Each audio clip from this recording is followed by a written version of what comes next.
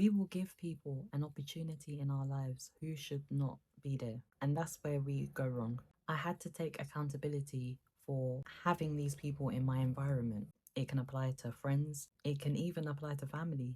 There are some people who are just no good for us. They don't add any value, and we shouldn't be entertaining them. See the new girl vibe, she in her stride. She goes side to side, she goes tap, tap, tap, tap. Hey guys, it's your girl Miss Annie J. Today I wanted us to have a conversation because I have had some very negative dating experiences, and from those dating experiences is how or why I talk the way I have in my videos. If you have watched those videos, you'll notice that there's a bit of a trend, and it always circles back to us, the individual. From the experiences that I went through, the one thing I learned is that I was at a point where I didn't love myself enough to be able to discern and get rid of people who I should not have entertained in the first place. When you get your mindset to a point where you know the value that you have, the value that you could potentially add to other people, you're going to protect that at all costs. You are not going to allow anyone to come into your life to disturb your peace, to disrupt your spirit, to jeopardize your circumstances, to put your mental health at risk. You're not going to do that. When you have undying love for yourself, you are going to ensure that you are safe. It has been a process, and don't get me wrong, it is still ongoing. Where I've gotten to as of today, from where I was, say, for example, 5 years ago, my dynamic is in two completely different places. And because of where I am now, I do not just accommodate anyone, because I am so protective over the life that I have built for myself, especially as regards my mind, my well-being, the progress that I have made as an individual, that I am not going to just allow anyone into my life to come and disrupt that. Self-love is so important. If we rewind 5 years back, where my confidence and all of that wasn't where it is today, I was yearning and seeking fulfillment from other people. I needed to have somebody to feel like I was worthy, and I got that all wrong, because those relationships, those experiences went completely left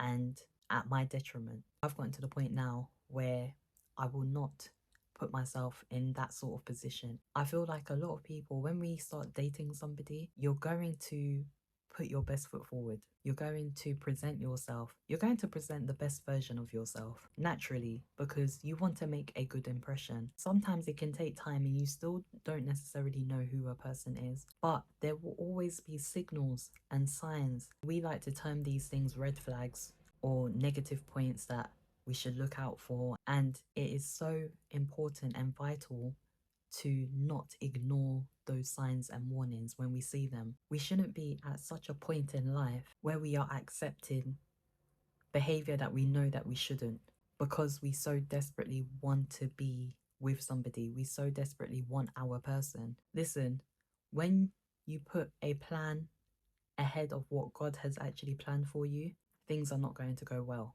An example of that is the lady who was viral all over TikTok and YouTube talking about who did she marry. She married somebody who was not as they seemed to be, and she admits that she was just at a point where she wanted it so badly. She wanted marriage, she wanted kids, she wanted the house, even though there were things, signs were there to deter her and to get her to see what this person was about. She went with it anyway because her need to want the person, to want that person, was greater. And so she ignored certain signs. And guys, this is why you need to love, value, and appreciate yourself. Work on yourself. You have to be the best version of yourself before you date somebody. Because if you're not, then you're going to be more tolerable, and you're going to turn a blind eye to behavior that should make you open both your eyes very widely and bring potentially negative situations to an end. from early on. The other benefit of being at a place where you are fulfilled, where you love yourself, is that because you hold yourself to such high standards, you then have the right to hold potential prospects to a certain standard. Now, you can't be too harsh with it because we are not all the same, but we should only be entertaining people who are like minded. Guys, if you are naturally an optimist and you meet somebody who is naturally a pessimist, it is not going to work. If you are somebody who takes your health seriously, you're constantly active, and you meet somebody who is not that way inclined whatsoever, yes, everything may be cool for a while, but eventually you're probably going to start getting onto them about fitness and what have you. These are the things that you should prioritize from the beginning. If you know that you want somebody who is going to be active with you, then you go for that type of person. If that sort of thing doesn't bother you, then I guess you're going to be more open and more liberal. At the end of the day, what I'm saying is, because I used to demand, and I say demand because that was technically what I was doing. I used to demand that whoever I'm with needs to have X, Y, Z, and yet I wasn't the best version of myself. But I had the audacity to require these things from a potential partner. Now, with where I've arrived to, with the type of person that I am, I believe that I have earned the right to require certain things from a prospective gentleman because I hold myself accountable. I hold myself to a high standard. I don't do, you've got to do it, and I'm just chilling, doing what I want, not being the best version of myself, not disciplined, always overeating, always going out partying and clubbing and stuff like that. I want a hardworking man who goes to the gym, has a six pack, is this height, drives a car, has a home, and all of that. No, I've worked on myself for such a long time now, and I've been consistent, and I'm still disciplined and hardworking, that I only am able to entertain people who are like-minded like myself, because iron sharpens iron at the end of the day. I don't want somebody to come into my life and take away from the person that I am. I don't want anyone to influence me into bad habits. I don't want anybody to try and persuade me into things that I don't believe in, things that I don't do. It is so important to do all this groundwork from the get-go, and there is nothing wrong with having open and honest conversations with people, because by doing that, we can save ourselves a lot of unnecessary heartache rather than ignoring and sweeping things under the rug. No, let's bring it up to the surface and let's talk about it. Do you want children? Do you want to get married? Are you a God-fearing man? The things that are core to you, the things that are part of your values, the things that align with your morals, your character, there is nothing wrong with wanting that from a prospective partner. And it works both ways, women to men, men to women. There is nothing wrong with wanting what you want. And I just think that a lot of the time we will bypass conversations because of how uncomfortable it can be. And oh, I don't want to put pressure on anyone. No, you just have to be, I feel like this is where I went wrong in the past. We don't have the difficult conversations early on. We enjoy the honeymoon period, we enjoy the lovey-dovey, and so we skip over the things that are really actually going to have an impact on what our future relationship will look like. We have to have these conversations early, get them out in the open. If you know what you want, you say what you want. And the only way you're going to find out if somebody's values and morals and character, if they align with yours, is if you're asking questions and if you're having the conversations. If you have these conversations and it seems like you're aligned, then now we need to see the action. It's not just about hearing only. No, it is about seeing the action. This person has said X, Y, and Z. Are you seeing the X, Y, and Z? Or was it just you heard and yet their actions are not matching what they have told you? Guys, we have to be discerning. You have to take out your puppy eyes and put your thinking cap on and really observe someone's lifestyle. If they have told you that they do this, if they have told you that they are going to do this? Are they following through? Are they a person of their word? Do they act with integrity? If they have just said the nicey nicey and the actions are not following their words, you have your answer. What else is there to it? You have your answer. And if you speak to them about it and they're like, oh yeah, no, I'm working on it, I'm going to do it and stuff, because I do believe in giving people an opportunity. But trust me, you're only going to get so many opportunities. I will ask you something, and one thing I won't do is I'm not going to chase you about it repeatedly. Nope. I'm just going to ask you about it. You've told me X, Y, and Z. Now I'm going to observe and see whether you are a man of your word. I'm going to watch your actions and see whether you follow through on what you have said. And if they do not follow through on their word, guys, I am out the door. I am not wasting my time. Listen, we are too grown. We are established, developed. I'm not trying to change anybody, and I don't expect anyone that meets me to try and change the person that I am. If I see that the way that you act and behave doesn't align with the things that you told me or the things that you tell me, you have given me the answer that I'm looking for. But how did I get here? I love and value myself, and so I expect anyone that I am with, they should also love and value themselves, and they should be a person of integrity. In fact, that's probably my deal breaker. Things can be rosy at the start, but we are going to end up hitting a wall eventually if we do not tackle these things now. That's why uncomfortable conversations are necessary. They have to be had, because you need to look after yourself. You need to protect yourself, and you really do need to try and get to know somebody, and not just by lip service, by what they say, but by their actions. Do their actions follow on what they are saying? If somebody is just showing their representative,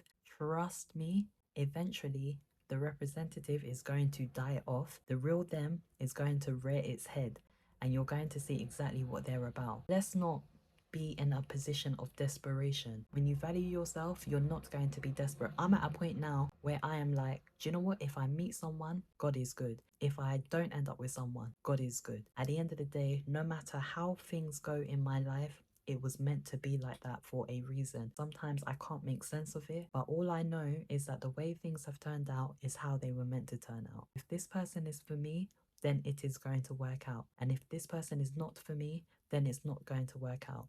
In fact, I was speaking to my sister-in-law, and we were talking about the dangerous prayer. I come from a Christian family, and she said when she would start to see someone before she married my brother, she would pray and say to God that, God, if this person is meant to be for me, then I pray that this will be lasting, that things will be able to progress to marriage. And if this person is not for me, I pray that you weed them out of my life with immediate effect. I don't even want to waste time. Now that prayer, we call it the dangerous prayer, because literally you can meet someone and think this is it, this is going to be my person and what have you, and then all of a sudden things just don't work out. I used to be heartbroken, upset and what have you, but now I'm just like, God's will be done. If they were meant to be in my life, it would work out, and if they're not meant to be in my life, it won't work out. I accept it for what it is, and I keep my head up and I keep on moving. And the thing is, when you have so much respect and value for yourself, whether someone comes, whether they go, it doesn't change the person that you are. No one can take anything away from who I am, because I am so assured in myself. I love myself and I hold myself in such high regard, and I know what I'm capable of, and I keep excelling in life. That's the mindset that I have now. Yes, of course, everyone wants a companion. We all want that marriage and having it all. I don't believe that we were necessarily designed to be on our own, but at the same time, it is good to be mindful about the people that we entertain. And again, like I said, this applies not only to prospective partners, but also to friends, and sometimes also to family. There are some people who will be in your life and they don't add any value. You come away feeling depleted, drained, down, depressed. No, I don't want those type of people in my life. The people that I want to surround myself with are people that I come away from feeling energized, feeling optimistic, encouraged, motivated, feeling inspired. Those are the people that I will have in my life. If people around me do not do that, they're not going to be seeing me.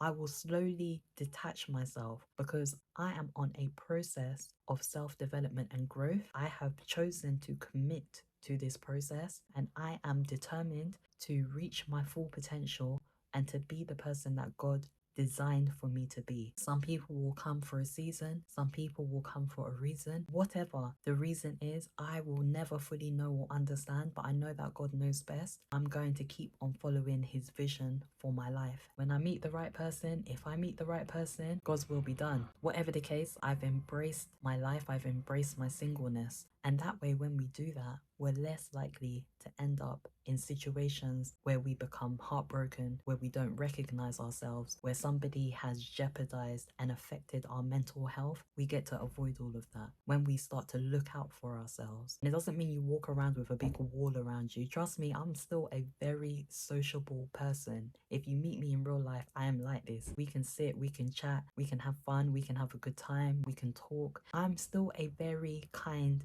and polite person, and I love to spend time with the people who I love. But at the same time, as much as I'm polite and nice and all the rest of it, you cannot pull the wool over my eyes. I will not be deceived. I will not be dragged in unnecessary relationships that I should not be in. Nope, I'm not that person.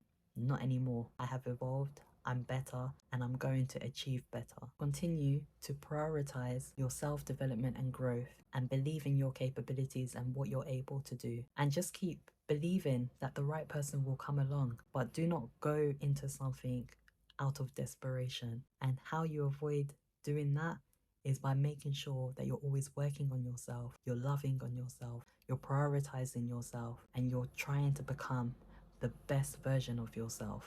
It's a bright new day. You're here with your girl, Miss Annie J. I'm gonna give them what they want, cause I came to slay. And nothing's ever gonna take my joy away. I'm about that life.